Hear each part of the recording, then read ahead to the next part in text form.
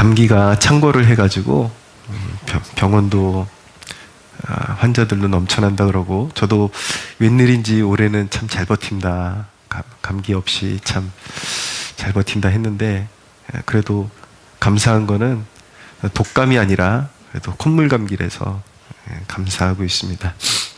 우리 성도들 위해서 서로 좀 많이 중보해야 될 것 같습니다. 여러분들, 우리가 신앙생활하면서도 많이 축복받기 원하고 하나님 인정받기 원하고 그런 마음 있잖아요. 근데 하나님의 법을 모르고서는, 하나님이 뭘 미워하시고 하나님이 뭘 기뻐하시는지 모르고서는 그것을 지켜나갈 수가 없는 거죠. 그러니까 율법을 배우는 것이 매우 중요합니다. 율법은 하나님을 경외하며 살아가는 것이 무엇인지를 담고 있는 것입니다. 그러나 이것은 믿음의 백성들을 통해서 세상에 또 구현되어야 할 하나님 나라의 정신이기도 한 것입니다. 오늘 이제 이어지는 말씀의 내용들을 대략 살펴보면, 첫째, 사람의 생명을 소중히 여길 것을 말씀하고 계십니다. 12절에서 14절을 보세요. 제가 읽겠습니다. 사람을 쳐 죽인 자는 반드시 죽일 것이나 만일 사람이 고의적으로 한 것이 아니라 나 하나님이 사람을 그의 손에 넘긴 것이면 내가 그를 위하여 한 곳을 정하리니 그 사람이 그리로 도망할 것이며, 사람이 그의 이웃을 고의로 죽였으면 너는 그를 내 제단에서라도 잡아내려서 죽일지니라. 생명을 경시하는 태도는 하나님 없는 자들의 삶의 태도인 것입니다. 근데 우리가 살고 있는 이 시대만큼 생명을 경시하는 그 풍조가 강하게 나타난 적이 드물었던 것 같습니다. 각 시대마다 잔악한 일들이 늘 있기 마련이었는데, 굉장히 그 교육열도 높아지고 많이 삶의 수준이 높아졌다고 생각되는 우리가 살고 있는 이 시대에 의외로 잔혹한 사건들이 끊이지 않고 일어나고, 그리고 양심을 완전히 망각한 그런 사건과 사고들이 끊이지 않고 있습니다. 음주운전이 참 심각한 문제더라고요. 음주운전으로 번번이 이제 사람이 죽는 사고가 일어나는데, 이 사고를 낸 당사자들이 보면은 가책을 못 느끼고 있는, 오히려 자기가 억울하다고 소중한 생명을 빼앗아 놓고서도 자기 변호만 하는 모습들을 쉽게 볼 수가 있습니다. 칼부림이 성행하고, 또 보험금을 갈취하기 위해서 식구도 남편도 아내도 마다하지 않고 죽이는 그런 모습들을 보게 됩니다. 말 나온 김에 말씀드리는데, 이 세대가 진짜 음주운전이 되게 심각하고, 예전에 제가 운동할 때에 그 젊은 형제들끼리, 남자들끼리 모여서 막 자기 무용담 같은 거 얘기하는데, 그렇게 음주운전 한 것에 대해서 전혀 가책이 없이 나 안 걸리고 그때 뭐 잘했다 뭐 이런 식으로 자랑하는 모습들을 보면서, 정말 하나님 없는 그런 중심에 그는 자기밖에 모르고 자기의 쾌락밖에 모르고, 안 걸리면 다고, 남 죽이면 뭐 운이 없었던 거고, 이런 정말 악한 의식들이 그 중심에 깊이 자리 잡고 있다는 것을 발견한 적이 있습니다. 음주운전 절대로 하면 안 됩니다. 나의 행동이 다른 사람의 생명과 행복을 위협해도 가책이 없는 세대는 완악한 세대인 것입니다. 주님은 천하보다 한 생명이 귀하다라고 하셨습니다. 생명의 가치가 그만큼 귀하다라는 것이죠. 복음은 생명에 관한 것입니다. 생명을 너무나도 소중히 보는 것이죠. 그것이 신앙의 가치입니다. 그래서 하나님께서는 살인한 자는 반드시 죽일 것을 명령하셨습니다. 그런데 살인을 저질렀는데도 예외가 있는데, 13절에 보니까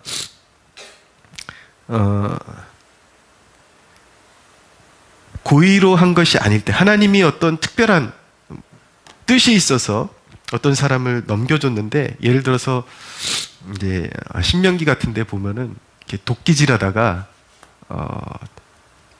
잘못해갖고 실수로 도끼 날이 날아가면서 사람 머리를 쳐서 간혹 죽는 사건이 생기는 거예요. 그건 고의가 아니죠. 예, 그런 이제 불상사가 생겼을 때 그거는 살인의 의도가 전혀 없었기 때문에. 그렇지만 가족을 잃은 그 또 가족의 구성원들은 복수심으로 가득 차가지고 또 다른 복수에 의한 살인을 저지를 수 있기 때문에, 그렇게 실수로 사람을 죽인 사람은 이제 하나님께서 정하신 한 그곳으로 도피하게 해서 죄를 면하게 해줘라, 죄값을 면하게 해줘라, 보호해줘라, 이렇게 말씀하고 있는 것입니다. 그것이 이제 가나안에 들어가기 전에는 제단이 있는 성소를 말하는 것이고, 또 가나안 땅에 들어갔을 때는 하나님께서 요단 동편과 서편에 각각 3개씩 6개의 도피성을 두셔서 그렇게 책임을 면하도록 보호를 해주셨던 것입니다. 이것이 의미하는 것은 법이라는 것도 그냥 맹목적으로 휘두르는 것이 아니라 정황과 동기를 잘 살피면서 집행해야 한다는 것을 말씀하시는 것입니다. 그리고 나아가 보면은 하나님께서 엄하게 다루시는 제목이 있는데 15절에 보면 자기의 아버지나 어머니를 치는 자는 반드시 죽일지니라. 여기서 치는 것은 단순히 치는 것 뿐만 아니라 부모를 죽이는 자를 말하는 것입니다. 부모를 치거나 죽이는 자는 반드시 사형에 처해야 했습니다. 왜냐하면 부모는 생명의 근원이기 때문인 것입니다. 일반적인 살인죄보다 부모를 죽인 죄는 더 무거운 죄로 하나님께서 취급하고 계십니다. 또 16절에 보면은 엄하게 다뤄지는 죄악이 뭐냐면 사람을 파는 자, 납치한 자, 뭡니까? 인신매매하는 자, 사람을 팔아서 납치해서 팔아 넘기는 그런 범죄. 그러니까 이들도, 이런 죄를 저지르는 자들도 가차없이 죽여야만 했습니다. 이것은 사람이라는 존재는 절대로 죽이거나 팔아먹는 대상이 아니라는 것을 성경이 말씀하고 있는 것입니다. 지금 우크라이나와 러시아의 전쟁이 한창 중인데, 지금 북한의 병사들이 수천 명이 지금 죽은 걸로 그렇게 알려지고 있는데, 우크라이나의 요행이 이렇게 부상을 입고 잡혀온 그런 몇 북한 병사들하고 인터뷰하는 영상을 좀 보았는데, 너무나도 기가 찰 노릇이, 이 북한 병사들의 상당수는 그곳이 전쟁터인지도 모르고 훈련하는 줄 알고 나갔다. 그러니까 오늘 훈련하는 날이다. 그렇게 설명을 듣고 나가서 그냥 훈련인 줄 알고 대책 없이 그냥 전쟁터에 무방비 상태로 놓여 있다가 총 맞고 드론에 사격당하고 폭파되고 이렇게 그냥 개죽음을 당하고 있는 것입니다. 이게 뭡니까? 북한 정권이 외화벌이 하기 위해서 인간 방패로, 고기 방패라는 그런 표현을 쓰더라고요. 인간을 방패로 써서 돈벌이 하기 위해서 자기 자국의 아들들을 전쟁터로 그냥 내보내는 것이죠. 그래서 철저하게 이렇게 싸울 수 있는 그런 이렇게 준비 태세를 갖출 수 있는 것도 아니고, 훈련한다고 그렇게 거짓말해가지고 가서 애들을, 이제 젊은 애들이잖아요. 20대, 인터뷰한 친구들 보니까 20대 초반 26살 이런 애들인데 거기서 그렇게 죽어나가고 있다고요. 이게 무엇입니까, 여러분? 이 공산주의의 그런 어두움, 민낯인 것이죠. 인간을 물질로 취급하는 것입니다, 북한은. 설교하고 직접적으로 연관이 있을지는 잘 모르겠지만, 이 나라에 저런 북한을 그렇게 추종하고 자기 아버지의 나라인 것처럼 그렇게 북한을 위해서 헌신하는 그런 사회인들, 정치인들이 그렇게도 많다라는 것이 참 개탄스럽습니다. 너무 개탄스럽습니다. 어떤 기사에 보니까 북한 노동당에서 권력 서열이 굉장히 높은 사람이 지금도 국회의원으로 활동을 하고 있어요. 예. 민주당에 그런 사람들이 이제 포진이 되어 있습니다. 저는 이제 민주당을 당으로 보지 않기로 했어요. 이거는 범죄 집단이지 그냥 정치적인 중립이니 뭐니 지금 그런 얘기 할 때가 아닌 것 같아요. 거기는 도둑의 소굴이지 결코 정상적인 정당이라고 말할 수가 없습니다. 어떻게 이 나라에서 그렇게 좋은 혜택을 다 누리고 살면서 대부분 반미 운동하는 사람들의 그 특징이 자식들은 다 미국에서 공부하고 있는 거 알고 있습니까, 여러분? 그러면서 자기네들은 사상은 공산주의에 도취가 돼 있는 거예요. 북한을 옹호하고 뒤에서 계속 뒷바라지 해주는 거죠. 외국에 묶인 돈 있으면 북한에 풀어가지고 넘겨주고 그렇게 사람 목숨을 파리 목숨으로 알고 그렇게 희생양으로 돈벌이하고 허구한 날 전쟁 준비하고 핵무기 만든다 그러고 있는데 거기에다가 그렇게 애정을 쏟는 건 정상적인 인간이라고 볼 수가 없습니다. 모든 사람이 죄인인 것은 맞는데 그들은 악인 중에 악인인 것이죠.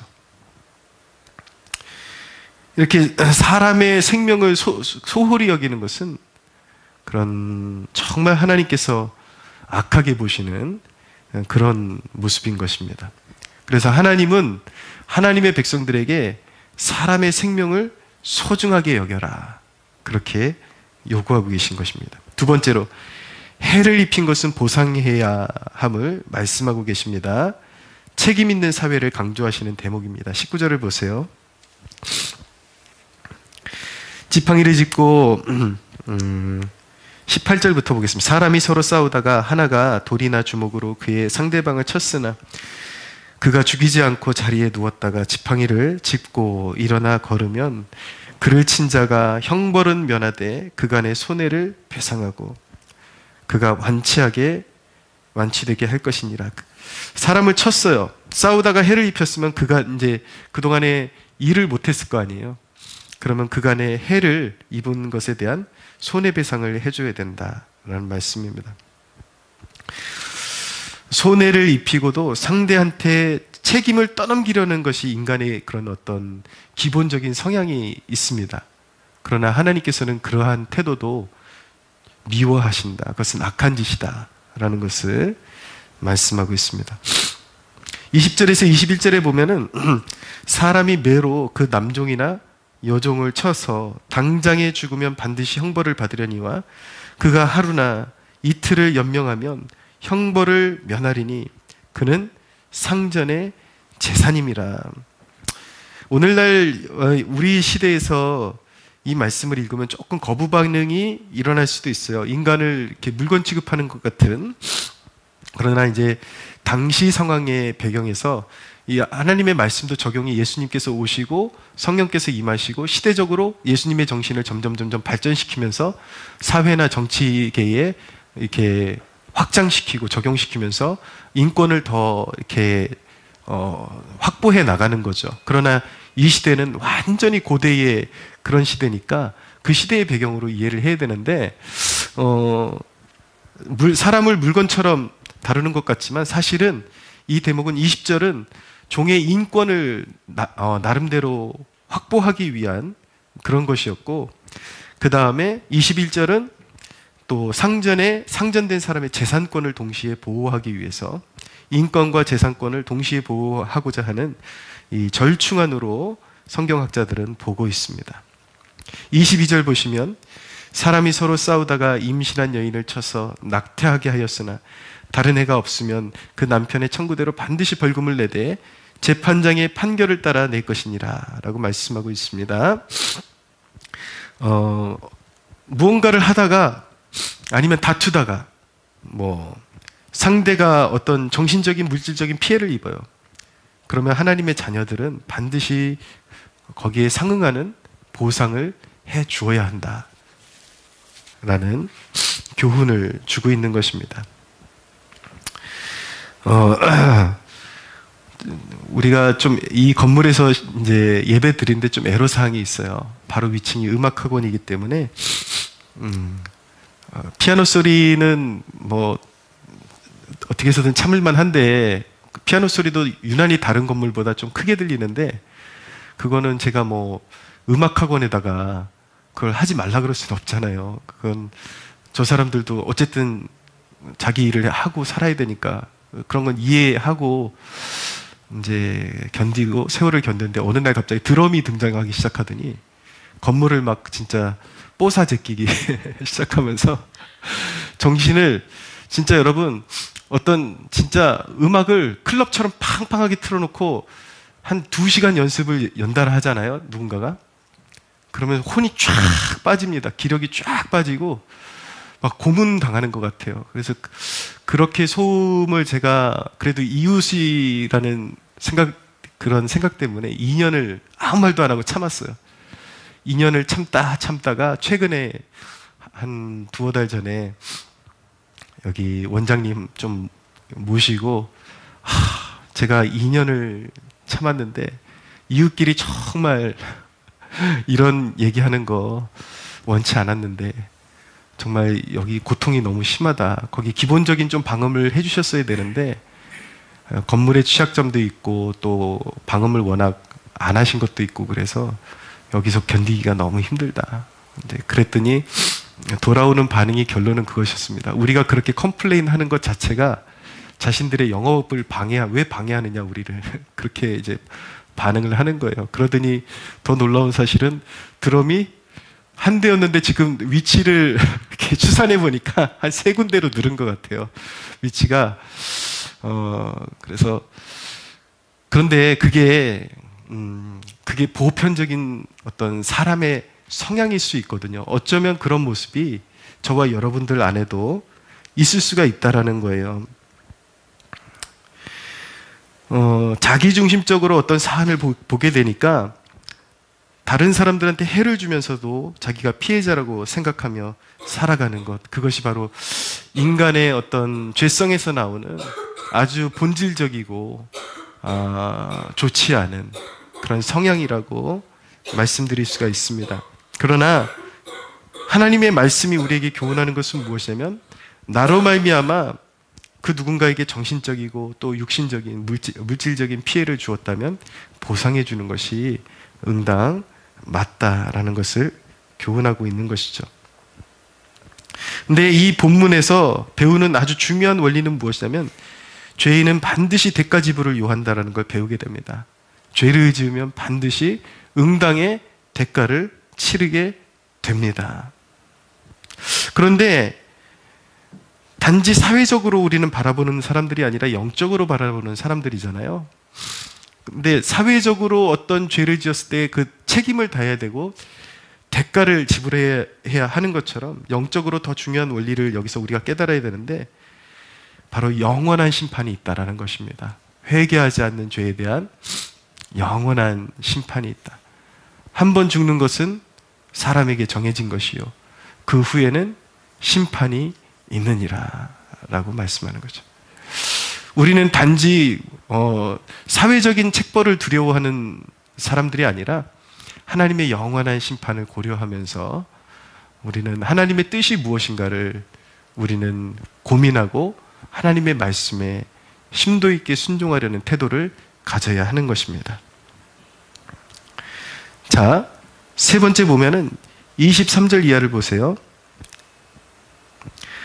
그러나 다른 해가 있으면 갑되 생명은 생명으로 눈은 눈으로 이는 이로 손은 손으로 발은 발로 된 것은 된 것으로 상하게 한 것은 상한 것으로 때린 것은 때림으로 갚을지니라.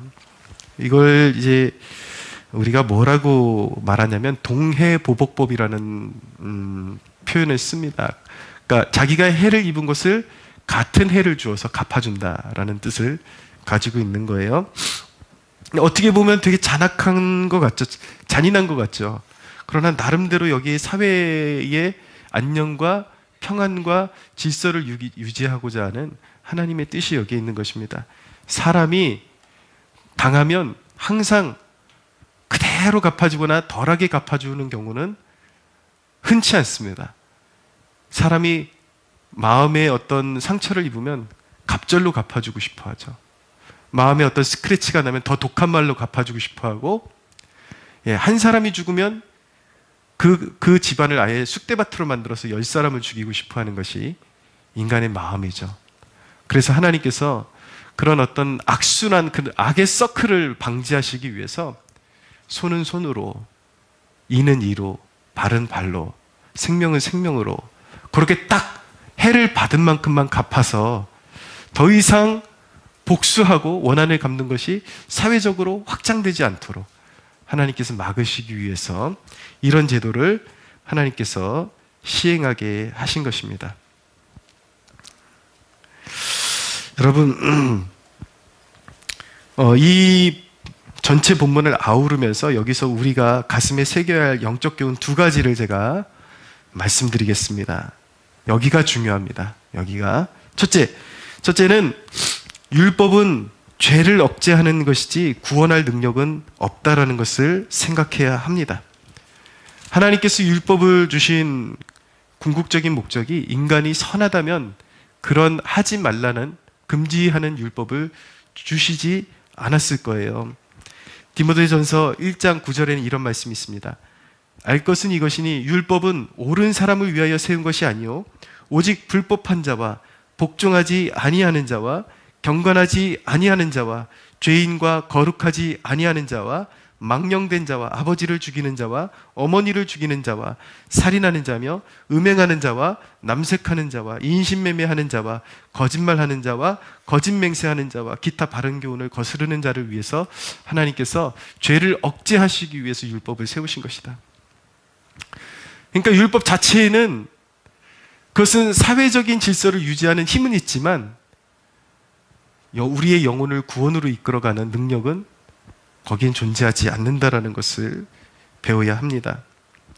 하나님은 단순히 우리가 율법을 지키는 정도가 아니라 우리에게 있는, 우리의 심령 깊은 곳에 있는 죄의 성향을, 그 성향 자체, 죄를 즐거워하고 자꾸 엇나가려고 하고 삐딱하게 살려고 하고 그리고 거짓되게 행동하려고 하는 그 죄의 성향 자체를 회개하면서 구원받을 것을 성경 전체를 통해서 우리에게 요구하십니다.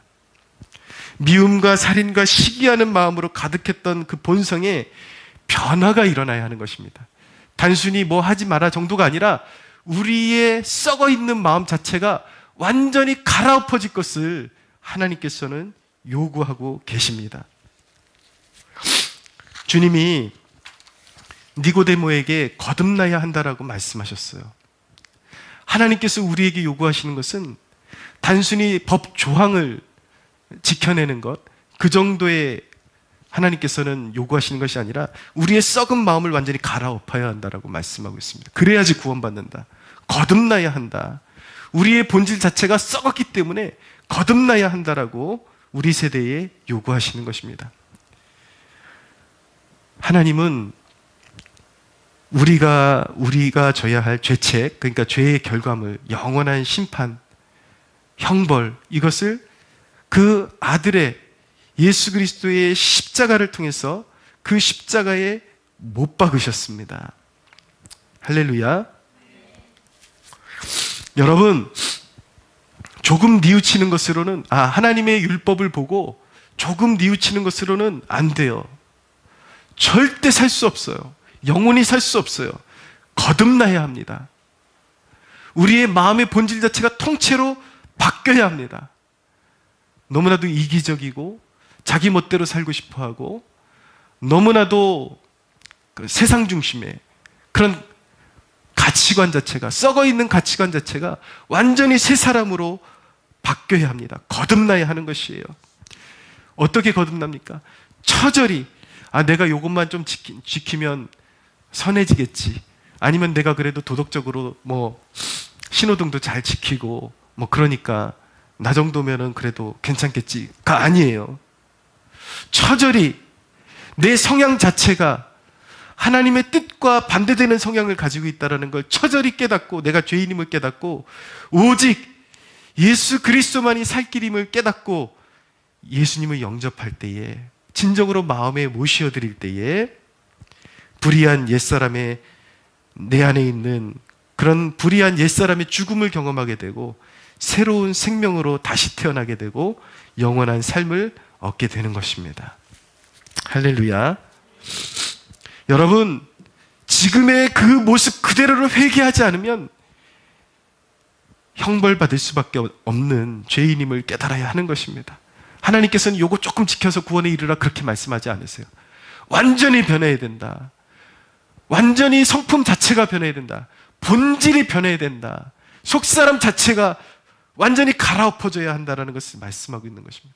그것은 오직 예수 그리스도로만 가능한 것입니다. 사나 죽으나 주님, 나의 죄의 문제를 해결해 주시고 나에게 새 생명 주시고 새로운 성품을 주실 분은 오직 주 예수님이십니다. 주님 없이는 살 수 없습니다라는 그 고백, 그 진실한 고백 안에서 우리는 새 삶을 얻게 되는 것입니다. 할렐루야. 그렇게 예수님만이 나의 소망이시고 구원임을 붙잡을 때에 우리의 삶에 비로소 이렇게 우리는 선언할 수 있게 되는 것입니다. 이전 것은 지나갔으니 보라 새 것이 되었도다 라는 선언이 이루어지게 된다라는 사실을 우리 각자의 마음에 심게 되기를 주님의 이름으로 축원합니다. 여러분들 모두 그 축복을 누리십시오. 주님을 찾고 정말 나의 악한 본성을 새롭게 하실 분, 나는 영원히 형벌받고 죽어 마땅하나 주 예수님 안에 소망이 있습니다. 예수로 나의 구주 삼고 이제는 나의 뜻과 나의 못된 행실을 벗어버리고 주님의 말씀을 따르는 하나님의 자녀요 제자의 삶을 살겠습니다라는 그 결단으로 나갈 때에 여러분 우리의 삶에 새로운 지평이 열리게 될 줄로 믿으시기를 바랍니다. 두 번째로, 자녀들은 사랑의 법 위에 살아야 한다는 것을 마음에 새겨야 합니다. 자, 옛 계명과 사도 요한이 표현한 것에 의하면 예수님께서 주신 계명은 새 계명이다 이렇게 말씀하고 있는데, 사실은 이 옛 계명과 새 계명이 서로 다른 게 아니에요. 하나로 연결되지만 그렇지만 그 정신에 있어서 예수님이 온전한 의미를 찾아주시는 것입니다. 굳이 구분하자면 이런 거예요. 옛 계명은 하라 하지 말라에 머무는 것입니다. 늘 통제를 받는 것이죠. 뭐 하라 뭐 하지 말라. 그냥 무언가 손해를 주었으면 그냥 갚아주면 그만인 거예요. 그러나 새 계명은 달라요. 뭐 하라 하지 말라를 넘어서 거기에 사랑을 더하는 것이 새 계명인 것입니다. 예수님은 율법에 담긴 본래의 정신을 선명하게 드러내신 것입니다. 생명을 해하지 않는 것, 그리고 책임을 지는 것, 우리가 마땅히 해야 될 일이지만 하나님의 자녀들은, 예수님의 사랑을 입은 자들은 거기에 사랑을 더할 것을 요구받고 있는 것입니다. 이런 사람을 죽인 자, 손해를 끼친 자에 대한 형벌, 이 사회법은 사실은 우리가 예수님 믿었다고 해서 사라지는 것이 아닙니다. 사회법은 여전히 필요합니다. 이 사회를 지탱하는 데 있어서. 그러나 인간의 죄성이 가득하기에 사회를 유지하는 길은 죄 지은 만큼 대가를 지불하게 하는 것이죠. 그러나 우리는 개인으로서, 예수 믿는 개인으로서 우리에게 잘못한 사람들에게 더 악감을 가지고 보복하기보다 하나님께 맡겨드릴 것을 요구하고 계신 것입니다. 우리는 원수를 사랑하라는 말씀을 따라 살아야 하는 것입니다. 그것이 잘 되지 않을지라도 우리는 노력해야 합니다. 원수를 사랑해야 합니다. 할렐루야. 예. 마음이 어려워서 그래요. 왜? 네. 누가 갑자기 확 떠오르면서 그 인간만큼은 도저히 안 됩니다. 네. 그렇지만 주님은 우리에게 그것을 요구하고 계십니다. 물론 이 원수 사랑이라는 것은 지금도 우리에게 폐악을 끼치고 있는 어느 누군가를 맹목적으로 그냥 용납한다는 뜻은 아니에요. 이 원수 사랑은 굉장한, 사실은 스킬이 필요하기 때문에 이 대목만 따로 떼어서 주제로 한 주제로서 또 설교를 드려야 할 필요성이 있지만, 어쨌든 중요한 것은 우리 주님이 요구하시는 것은 뭔가 하라 하지 말라를 넘어서 거기에 사랑을 더할 것을 요구하고 계신 것입니다. 여러분, 우리는 하나님께서 우리에게 요구하시는 것은 미움에 사로잡힌 마음, 회개할 것을 하나님은 원하십니다. 오늘 이 예배를 통해서 우리가 증오하고 미움에 사로잡혀 있는 그 영혼에 대해서, 그 부분에 대해서 여전히 그것에 지배를 받고 있는 나의 완악함, 완고함에 대해서 회개할 수 있는 그런 시간이 되기를 축복합니다. 우리가 사랑해야 하는 이유는 무엇입니까? 그렇게 애쓰고 노력해야 하는 이유는 무엇입니까? 우리가 사랑받았기 때문인 것입니다. 우리의 형벌을, 우리의 생명의 대가를 예수님께서 자신의 생명을, 죄 없으신 그분이 마치 강도처럼 십자가에 달려서 우리의 죄의 문제를 해결해 주셨습니다. 예수님은 불같은 사랑으로 우리를 구원하신 분이십니다. 저 이렇게 제 다리 정강이에 보면은 여전히 수술 자국이, 긴 수술 자국이 있는데, 그것을 볼 때마다 저는 나를 향한 주님의 사랑이라고 저는 생각하고 믿습니다. 하나님 없이, 하나님 모르고 세상 좋다고 그렇게 철없이 살아가던 그 시절에 이렇게 나를 때려서라도 나를 구원해 주신 은혜. 사람들은 자꾸 오해하거든요. 어떻게 때리는 게 사랑이 될 수가 있느냐. 근데 여러분, 불구덩이로 들어가는 영혼에 대해서 여러분 단호하게 외쳐주고, 정말 정신 차리지 못하면 뺨따기라도 한 대 탁 때려가지고 그 사망의 길에서 돌이키는 것이 사랑인 것입니다. 때로는 하나님께서는 우리를 너무나도 사랑하시기 때문에 끝까지 우리를 추적하셔서, 때로는 우리가 소중히 여기는 것들, 건강이든지 물질이든지 이런 것들을 잃어버리게 하셔서라도 우리를 생명의 길로 돌이키심은 우리의 영혼을, 우리의 생명을 뜨겁게 사랑하시는 주님의 사랑이신 줄로 믿으시기를 바랍니다. 여러분, 주님의 사랑은 포기하지 않는 사랑입니다. 영원토록 변치 않는 사랑입니다. 우리 함께 이 시간 기도의 자리로 나가면서 기도할 때, 주님 우리를 고쳐주소서, 거듭난 생명을 소유하게 하시고 사랑으로 채워지게 하소서, 이렇게 간구할 수 있게 되기를 바랍니다. 여러분, 이 나라가 큰 위기입니다. 여러분들도 아시죠? 이 나라가 정말 얼마나 큰 위기 가운데 있는지. 자칫 잘못하면 분노에 사로잡히기 쉬운 이 시기조차도 우리가 하나님의 자녀라는 정체성을 잃지 말아야 합니다. 할렐루야. 예수 그리스도의 성품을 함축적으로 표현한 그 말씀이 은혜와 진리라는 것입니다. 악에 타협하지 않는 진리, 공의로운 진리와 은혜가 함께하고 계신 분이 예수 그리스도이십니다. 우리 또한 그분의 성품을 본받아야 합니다. 진리 위에서 분투하는 모습과, 그리고 은혜 위에서 사랑을 실천하는 모습이, 이것이 서로 상반된 것 같지만 모순이 아니라 우리가 하나님의 자녀일진데 함께 해야 하는 영적인 성품임을 믿고, 하나님 정말 사랑하기 힘든 시대를 우리가 살아가고 있습니다. 하나님, 우리가 영적인 순결을 지켜내기 위해서 또 싸워야 할 때도 있습니다. 그러나 그 영혼에 대한 본질적인 사랑, 그 은혜에 대한 그 감각, 하나님 잃어버리지 않고 살아가게 하여 주시옵소서. 하나님의 자녀로 살아가게 하여 주시옵소서. 가장 어두운 시대에 오히려 우리가 중심을 잃지 않고 하나님의 자녀로서의 한 줄기 빛이 되어서 강렬한 빛을 발하는 그러한 존재로 살아가게 하여 주시옵소서. 할렐루야. 우리 함께 이 시간 같이 기도하겠습니다. 우리 함께 주여 부르짖고 기도하겠습니다.